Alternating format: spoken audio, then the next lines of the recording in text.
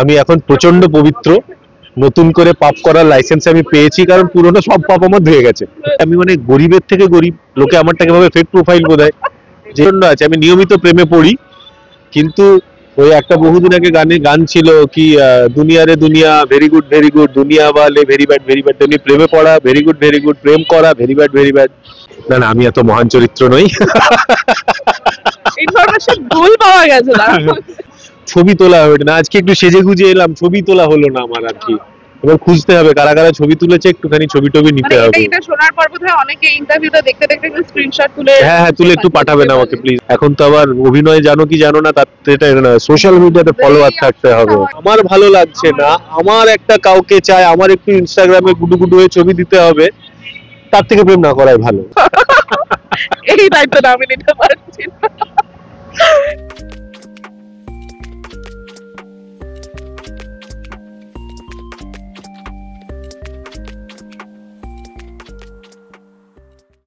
নমস্কার, আমি রূপসা। আমার পাশে এই মুহূর্তে বলা যেতে পারে নিরুদ্দেশের প্রতীককে আমি পেয়েছি, কারণ তিনি মাঝখানে হারিয়ে গেছিলেন কিন্তু সকলের মনে ছিলেন, তাই জন্য সকলের প্রশ্ন আমরা বারে বারে পেয়েছি যে সে কোথায় গেল।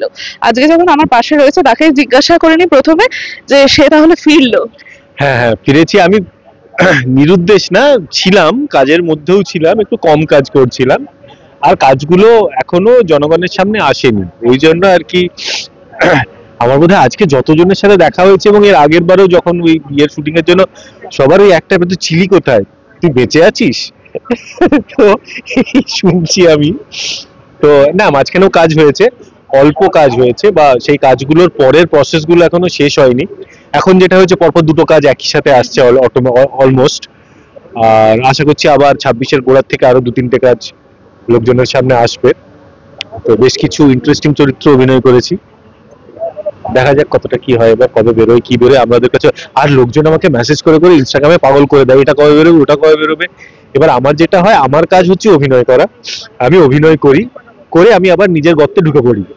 এবার তারপর ওখানে কি হচ্ছে কি না হচ্ছে, মানে সেটা আমার, আমি জেনে করবোটাই বা কি, মানে আমি জানতে চেয়েও তো ওটা আগে হবে বা পরে হবে তা নয়। তো আমি অপেক্ষা করি যে যখন হবে আমি জানতে পারবোই। লোকজন মাথা খারাপ করে দেয়, আর তো ওই আর কি। তো সবাইকে এইটার মাধ্যমে বলতে চাই যে আমি অভিনয় করি, সেটা যতটা সম্ভব আমার পক্ষে করি, তারপরের খবর আমার কাছে থাকে না। ওটা আপনারা জানবেন যখন, আমিও তখন জানতে পারবো। কিছু কালকে পরশু দিনই হয়েছে, পুরুলিয়াতে আমরা বন্ধুরা বসে আছি, হঠাৎ লোক মুখে 28 তারিখ আসছে তো, 28 তারিখ আসছে তো।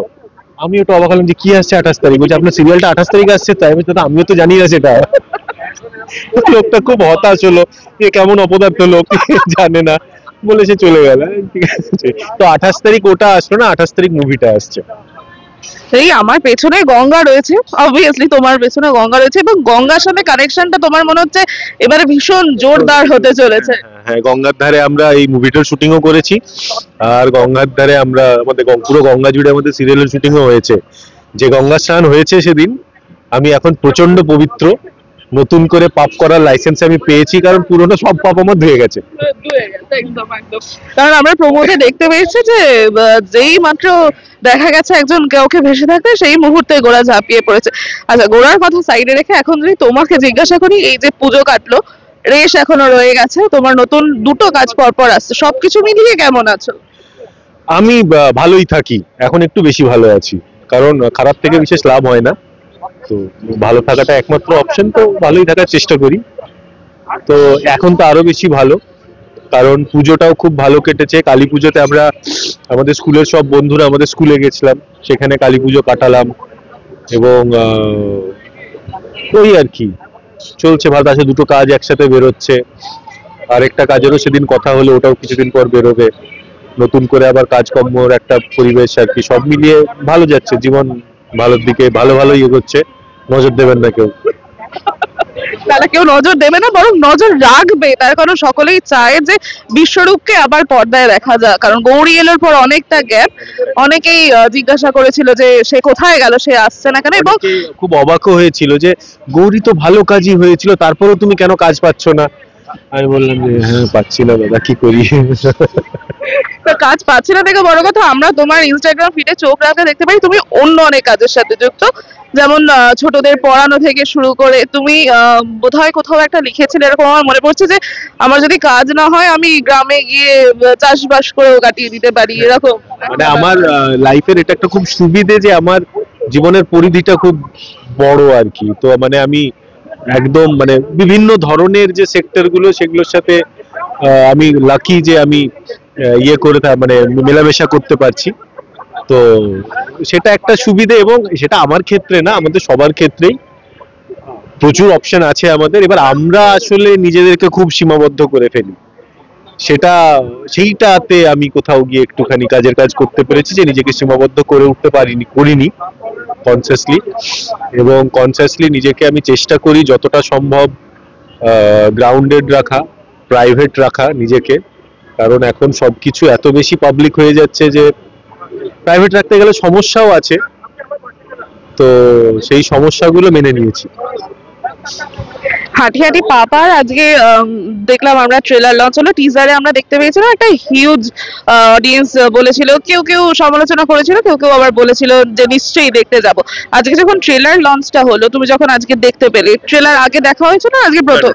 আমি ছিলাম না, আমি আজকেই সকালবেলা বেরিয়েছি পুরুলিয়া থেকে, নিয়ে এখানে এসে একটু সেজে গুজে চিকন হতে হয় তো একটু চুলদারি ঠিকঠাক করে এলাম। কারণ এর আগে যে ইয়েতে ছিলাম সেখানে কেমন দেখতে লাগছে, কি জামা কাপড় পরে আছে ওটা ম্যাটার করছিল না। সেটা বোধহয় ওই সিরিয়ালের ক্যারেক্টার ছিল, ভোলা ভালা করে। না না না না, ওটা আমি গেছিলাম নিজে, আমি অভিনয়ের জন্য না। গোড়ারটা শুটিং শুরু হয়নি এখনো। তো তো সেখানে এসে নিয়ে আবার একটু ভদ্র সভ্য হয়ে সভ্য জগতের জন্য নিজেকে প্রেজেন্টেবল তৈরি করে তারপরে এলাম। তো প্রোমোটা ট্রেলার দেখা হয়নি, ট্রেলার দেখা চোখে বলেও ছিল, বাট আমি আজকে অনেকদিন পর কলকাতায় ফিরলাম। ট্রেলারটা দেখে কি মনে হলো? ট্রেলারটা খুব ভালো লেগেছে আমার, আশা করছি লোকজনেরও খুব ভালো লাগবে। তো আমি খুব আশাবাদী সিনেমাটা নিয়ে। আর সমালোচনা তো থাকবেই, ওটাও তো একটা অঙ্গ। মানে আমি যাই করছি সেটা দুর্দান্ত হবে, সবার দারুণ লাগবে, এটা তো অস্বাভাবিক একটা ব্যাপার। তো সমালোচনা থাকবেই, সমালোচনা থাকুক, খালি সেটা গঠনমূলক সমালোচনা হোক। ওই সমালোচনা করতে হয়, তাই একটা করলাম। বিশেষ করে সোশ্যাল মিডিয়াতে এসে নিয়ে ওই সবার একটা বেশ একটা কম্পিটিশন চলে যে লোকের কাছে কিভাবে নজরে পড়বে। সবাই মানে সবকিছু দিক দিয়ে লোকের নজরে পড়তে হবে, তা না হলে জীবন বৃথা। তো ওই ওই সব ইয়েটা ছাড়া বাকি ঠিকই আছে। আর যদি এবার গোড়ার কথাতে ফিরে আসি, তাহলে আমরা দেখতে পেয়েছি বা জানতে যেটুকু পেরেছি সেটুকু হচ্ছে যে গোড়া কিন্তু একদম আলাদা। সে আধ্যাত্মিক, সে এই প্রেম, মানে মানুষের মধ্যে যে প্রেম, সেই সমস্ত কিছু থেকে দূরে গিয়ে সে অনেকটা ভগবানের দিকে ডেডিকেটেড। তোমার সাথে সেই ক্যারেক্টারে কতটা মিল রয়েছে? না না, আমি এত মহান চরিত্র নই। ইনফরমেশন ভুল পাওয়া গেছে না? হ্যাঁ, আমি একটু নর্মাল যারা একটা গতানুগতিক জীবন কাটায় তাদের চোখে আমি একটু পাগলাটে বলে লোকজন। বাট হ্যাঁ, আমার আমার জীবন দর্শনটা একটু আলাদা, আমি সেভাবে জীবন কাটাতে পছন্দ করি। তো গোরার চরিত্রের সাথে কিছু চরিত্র তো মিল আছে। গোরার যে এখন অব্দি যেটুকু ক্যারেক্টার ব্রিফিং পেয়েছি, কিছু জিনিস যথেষ্ট মিল আছে, কিছু জিনিসে নেই, সেটা আমাকে অভিনয়ের মাধ্যমে করতে হবে। ইয়েরা মজা করছে, তোমার বাকি যে টিম তারা একটু আমার সাথে এই মজা করছে যে তোর মতনই চরিত্র পেয়েছে, পাগলাটে ঘর থেকে পালায়, এই টাইপের। তো বাকিটা দেখা যায়, ওটা কাজ করতে করতে আরো এক্সপ্লোর করবো যা হবে আর কি। খুব এক্সাইটেড চরিত্রটা করার জন্য, কারণ আগের ক্যারেক্টার গুলোর সাথে থেকে এটা অনেকটা আলাদা। মানে তার স্বভাব চরিত্র হ্যান ত্যান যেগুলো, সেগুলো খুব আলাদা। মানে আমরা লাস্ট দেখতে পেয়েছিলাম ডক্টর ঈশানকে। ডক্টর ঈশান কিন্তু সমস্ত চরিত্রকে ছাপিয়ে গেছিল এবং বিশেষ করে মহিলাদের মধ্যে একটা বেশ ক্রেজ ফেলেছিল। সকলের কাছে ডক্টর ঈশান একটা প্রিয় পাত্র ছিল এবং ড্রিম বয় ছিল। গোড়াও কি সেই ড্রিম বয় হতে চলেছে? ঈশান অত্যন্ত দায়িত্ববান তো এই চরিত্রটা আমার মনে হয়, কিন্তু ঈশানের থেকে এই চরিত্রটা অনেকটাই আলাদা। ঈশান রিজার্ভ ছিল, একটু গম্ভীর, বকাঝকা করে, রেগে যায়, তারপর খুব কেয়ারিং। এই চরিত্রটা এখনো অব্দি আমি জানি, কেয়ারিং তো অবভিয়াসলি বটেই, কিন্তু একটুখানি আর কি দামাল যেটাকে বলা হয়, যে বিশেষণটা দামাল, একটু একটু পাগলাটে গোছের, সৃষ্টি ছাড়া যেটাকে বলে আর কি। সেই ধরনের একটা চরিত্র, যে খুব ডিট্যাচড, মানে প্রচন্ড অ্যাটাচড কিন্তু তার সাথে সাথে ডিট্যাচড। মানে হয়তো আহ, কারুর একটা কোনো অসুবিধে হয়েছে, তাকে 100 জন হয়তো না দেখে পেরিয়ে যাবে, গোরা ওকে হেল্প করবে, কিন্তু হেল্পটা খুব ডিটাচ থেকে করবে। তো এই যে তফাৎটুকু আর কি। এবং এই সবকিছু ছাড়িয়ে যদি বলা হয়, তোমাদের কিন্তু জাস্ট রোল রিভার্স হয়েছে, কারণ তোমাদের বউ এক্সটেন্ড হয়েছে। এটা নিয়ে চলছে সোশ্যাল মিডিয়াতে। যখন আমাকে প্রথম বললো ইয়েতে যে পল্লবী থাকবে, তখন আমি ওই নিয়ে খুব হাসাহাসি করছিলাম যে ভাই তোমরা আমাদের তো বড় বউ এক্সটেন্ড করে দিলে, মোহনা গেল রুবেলের সাথে, পল্লবী এলো আমার সাথে। তো সেটা নিয়ে লোকজনও খুব আনন্দ পেয়েছে, বাট প্রোমোটাতেও লোকজন দেখে খুব পছন্দ করেছে। হ্যাঁ, দুজনের জুটিটা অবশ্যই দর্শক আশাবাদী। তোমরা প্রোমো শুট করতে গিয়ে বন্ধুত্ব কতটা জমলো? না না, পল্লবী আর আমাদের গৌরী আর নিমফুল তো পাশাপাশি ফ্লোরেই হতো, তো নিমফুলের পুরো কাস্ট যেটা আছে তারা সবাই আমার খুব ভালো বন্ধু, পাশাপাশি মেকআপ রুম ছিল। তো পল্লবীকেও বহুদিন ধরেই চিনি, তো পল্লবীর সাথে অলরেডি একটা বন্ধুত্ব সম্পর্ক আছেই, তো এবার খালি কাজ করবো একসাথে। এবার তোমাকে যদি বলি, তোমার কাজ আসছে তুমি বললে, এবং তোমাকে কি আবার আমরা উধাও হয়ে যেতে দেখতে পারি হঠাৎ? হ্যাঁ অবভিয়াসলি, উধাও হওয়াটা আমার জীবনের অঙ্গ, আবার হব, বারবার হব। সে নিয়ে কোনো দ্বিধা নেই, উধাও হওয়া খুব প্রয়োজন জীবনে। আমাদের কাছে কিন্তু খবর আছে তোমার ইনস্টাগ্রাম, মানে তোমাকে ইনস্টাগ্রামেই পাওয়া যায়, আচ্ছা সেই ইনস্টাগ্রামে কিন্তু এটাও তো প্রচুর 3 মাস পর message পর। আসে যে কোথায় গেলে তুমি, হ্যাঁ কতটা হ্যাঁ fan রা হ্যাঁ নিতে হ্যাঁ থাকে। হ্যাঁ, নিতে থাকে। এবার আমার যেটা হয়, মোবাইল সোশ্যাল মিডিয়াতে আমি খুব বেশি মানে হয়ে ওঠে না তাতে অ্যাক্টিভ থাকা, ছবি তোলা হয়ে ওঠে না। আজকে একটু সেজে গুজে এলাম, ছবি তোলা হলো না আমার আর কি। এবার খুঁজতে হবে কারা কারা ছবি তুলেছে, একটুখানি ছবি টবি মানে নিতে এটা হবে। এটা শোনার পর বোধহয় অনেকে ইন্টারভিউটা দেখতে দেখতে একটু স্ক্রিনশট তুলে হ্যাঁ হ্যাঁ, তুলে একটু পাঠাবেন আমাকে প্লিজ। আমার ছবি তোলা হয়ে ওঠে না, ফলে যে আমি সোশ্যাল মিডিয়াতে দেবো বা একটু সোশ্যাল মিডিয়াতে অ্যাক্টিভ হওয়াটা খুব প্রয়োজন, কারণ প্রচুর কাজ গেছে আমার এই চক্করে। এখন তো আবার অভিনয় জানো কি জানো না, তাতে সোশ্যাল মিডিয়াতে ফলোয়ার থাকতে হবে। Social media. মানে মুশকিলটা হচ্ছে সোশ্যাল মিডিয়াতে অ্যাক্টিভ বা ফলোয়ার বাড়াতে গেলে যে কাজগুলো করতে হয় সেগুলো আমার পছন্দ না। একদম। মানে আমি প্রাইভেট থাকা পছন্দ করি, বাট আনফরচুনেটলি সেটা যখন হচ্ছে না, প্রচুর কাজ আমার মাঝখানে চটকে গেছে। কারণ ফলোয়ারে আমি মানে গরিবের থেকে গরিব, লোকে আমারটাকে ভাবে ফেক প্রোফাইল বোধহয়, যে মানে কি বলবো, কিন্তু মানে রিচ বলে কোনো বস্তুই নেই আমার। তো কি করবো আমি জানি না, মানে এটার কি উপায় হতে পারে আমি ঠিক জানি না। যদিও আমি ঠিক করে রেখেছি এই সিরিয়ালটা শুরু হলে আমি একটু সোশ্যাল মিডিয়াতে অ্যাক্টিভ থাকবো, হবার চেষ্টা করব, ছবি টবি দেবো। রিলস আমার দ্বারা হবে না, ওটা ওটা ওটা আমি জাস্ট ছেড়ে দিয়েছি, ও হবে না। এমনিতেই লাইফে প্রচুর কাজ, রিলস করাটা, ইভেন ইনস্টাগ্রাম বা এগুলোতে অ্যাক্টিভ থাকা প্রচন্ড একটা টাইম টেকিং এবং কঠিন কাজ। মানে ছবি তোলো, তাকে এডিট করো, তাকে গান দাও, হ্যাশট্যাগ দাও, এই মাঝপথেই খেয়ে হারিয়ে ফেলে বিরক্ত হয়ে বন্ধ করে বেরিয়ে যায়। তো বাট তারপরে ওই প্রসেসটা করতে হবে। ভাবছি এটা লোক রাখবো, এখন পিআর এজেন্সি হয়েছে যারা ইনস্টাগ্রাম দেখে দেয়, তো সেই রকম কাউকে একটা রেখে অ্যাটলিস্ট 50-60 হাজারেও গেলে না বোধহয় কিছু কাজকর্ম পেয়ে যাবো। লোকে বলবে তো না আছে 30-32 হাজারে শালা কেউ পাত্তাই দেয়, সরি শালাটা কেটে দিও, 30-32 হাজারে কেউ পাত্তাই দেয় না, কে এটা কোথাকার এসছে, তো এইরকম একটা তো একটু বাড়াতে হবে, না হলে প্রচুর কাজ। আর আমার কোনো দুঃখ নেই, মানে আমার ইনস্টাগ্রাম থেকে রোজগার করতে হবে, আমার অত যথেষ্ট অভিনয় করে যথেষ্ট পয়সা পাই। তাহলে তারা একটু জানিয়ে দিও। মানে যে টিপস গুলো দেয় আমি খুব ভালো জানি কিভাবে সোশ্যাল মিডিয়া বাড়াতে হয়, Okay. কিন্তু প্রবলেম হচ্ছে আমার করতে ভালো লাগে না। আচ্ছা, মানে এটা কি ল্যাদখোর বাঙালির প্রবলেম? ল্যাদখোর বাঙালি না, মানে আরো প্রচুর কাজ আছে না, সেই আচ্ছা। কাজ করব না এগুলো করব, তো সেটা একটা সমস্যা। আর ওই পছন্দসই যদি কাজ না হয় তাহলে ওটা আমাকে করাবার সাধ্যি ভগবানেরও নেই। এবং এইবার যে প্রশ্নটা না করলেই নয়, সেটা সকলের জন্য মানে সকল মেয়েদের বোধহয় বিশেষ করে প্রশ্নটা থাকবে যে আমরা দেখি গোড়া হোক, ডক্টর ঈশান হোক, গোড়ার জীবনে ডেফিনেটলি প্রেম আসবে, ঈশানেরও ছিল। এই সব কিছুর বাইরে বিশ্বরূপ কি প্রেম করে, বা তার জীবনে সেই আমার নারীটি জীবনে প্রেম থাকে তো, আছে, প্রচন্ড আছে। আমি নিয়মিত প্রেমে পড়ি, কিন্তু ওই একটা বহুদিন আগে গান ছিল কি, দুনিয়া রে দুনিয়া, ভেরি গুড দুনিয়া ওয়ালে, ভেরি ব্যাড, তেমনি প্রেমে পড়া ভেরি গুড, প্রেম করা ভেরি ব্যাড। আমি এখন দুর্দান্ত প্রেমে আছি মৃণাল ঠাকুরের, তো ভালো প্রেমে পড়ি আমি নিয়মিত।